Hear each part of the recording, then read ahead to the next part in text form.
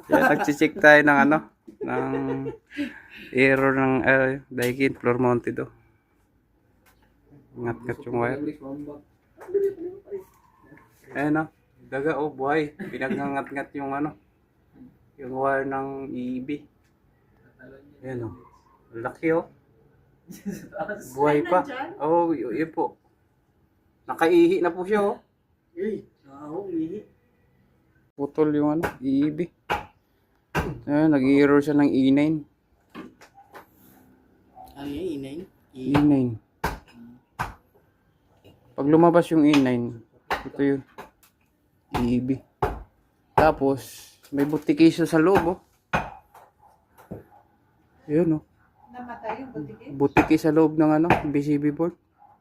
Ano yan, patay? Patay po eh. Dupli pala ba eh? Ayan oh. Ito yung ano, ingat-ingat. Ayan, ayos ko na tong ano, EEB. May option to. May option natin to gawin kung hihinangin or papalitan. Ito, tong EEB. Ito naman working kahit napasukan tong ano.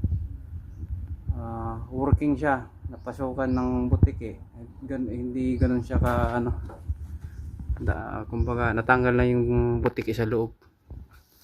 Yan, ito lang ang may problema.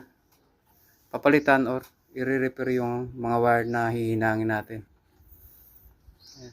Tapos babalutan na rin ito kung saka babalikan na. Gumagana na siya. Bali kung hindi mapalitan itong EB, hinangin yung wire na lang. Tapos babalutan yung board. Ayan. Okay na.